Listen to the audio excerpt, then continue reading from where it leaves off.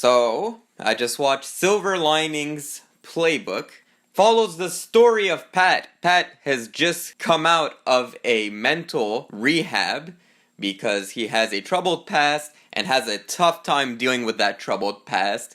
And he comes back home to his family, and his family is just as dysfunctional, but he meets Tiffany, played by Jennifer Lawrence, who's equally as quote-unquote crazy as Pat, and an unlikely romance forms. Lot more to this story. I want to talk about the director for a bit.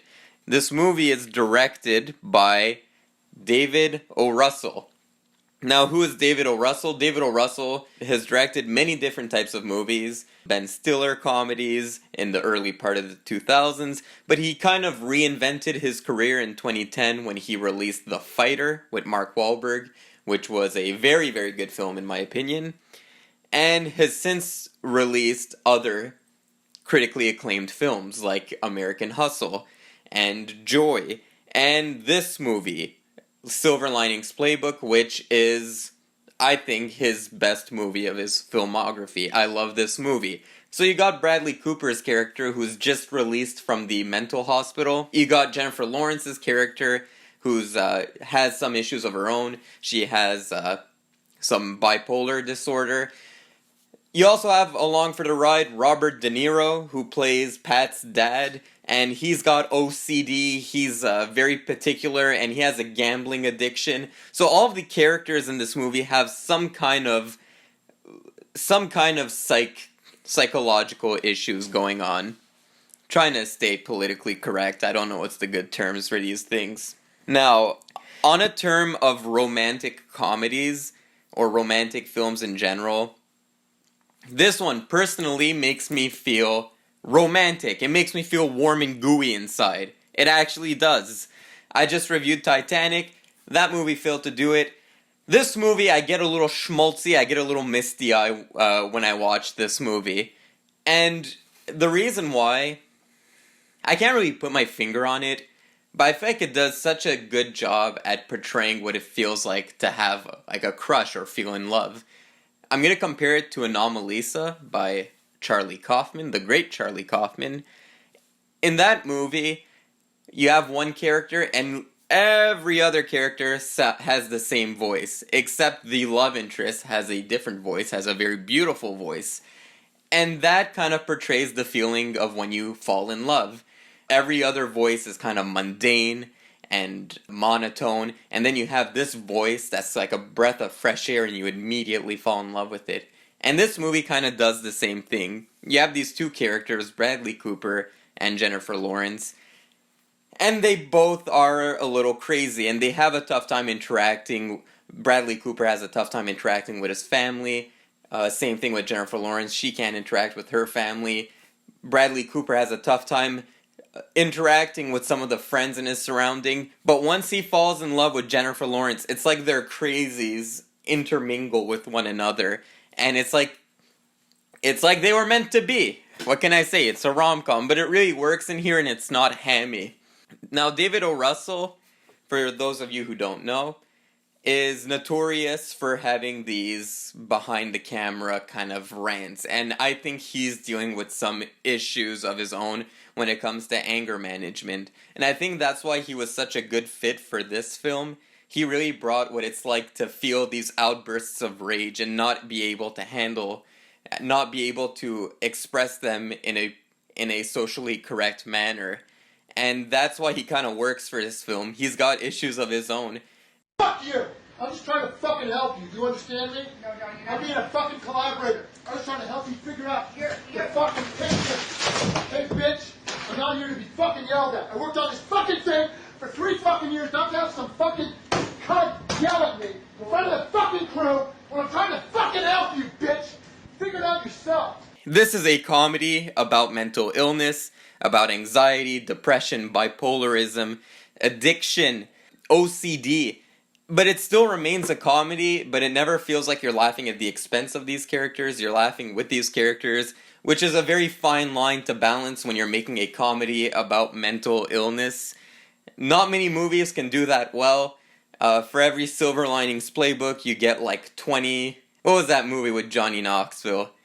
The one that doesn't really age well. The one where he plays a mentally handicapped person. What was that called? I forget. But anyway, you see what I mean. It's a fine line you gotta balance, but David O. Russell, I feel like because of his personal experiences, is able to do that pretty well.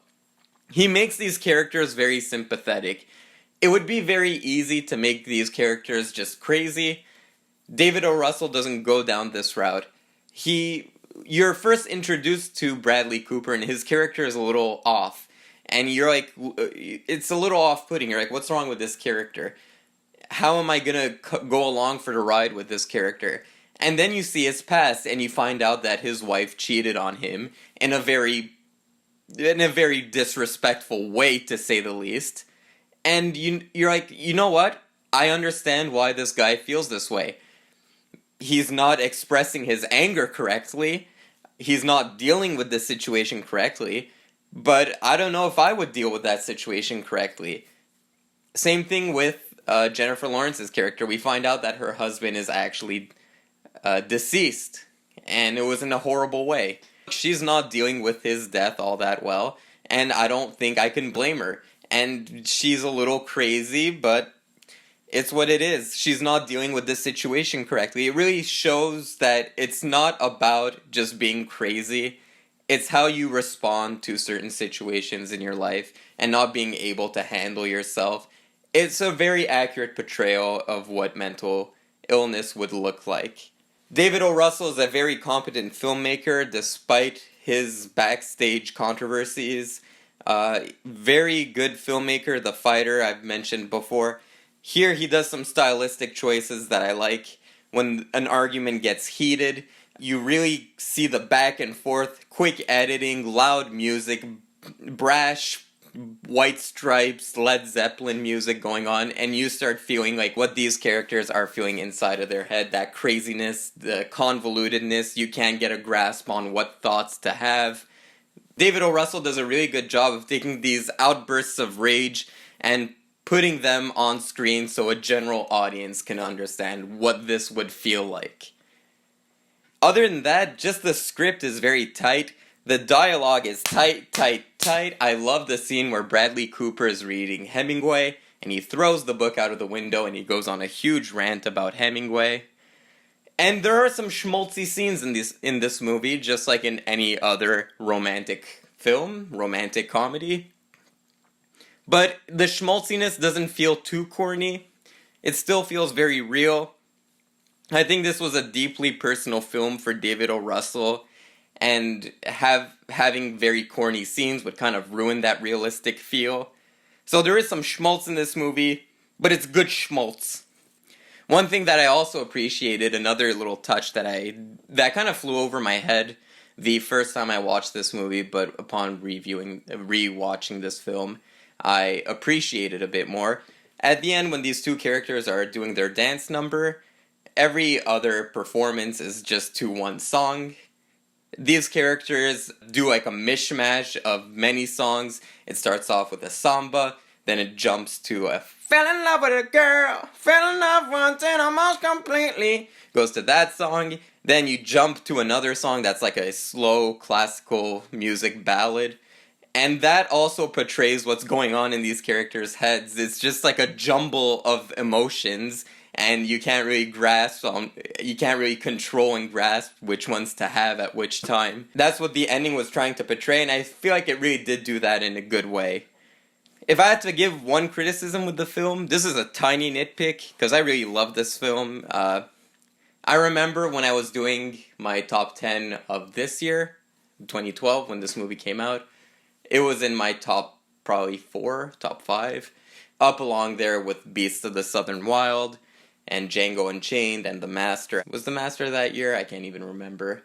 I think this movie was one of the best movies of the year it came out. But if I have to give one criticism, at the end of the movie, Robert De Niro's character gets involved in betting on football games with his friend Randy. He has a chance to redeem himself after a bad bet, Double or Nothing. And he doesn't only bet on the football game, they bet on Bradley Cooper dancing. I feel like this would be a little unrealistic.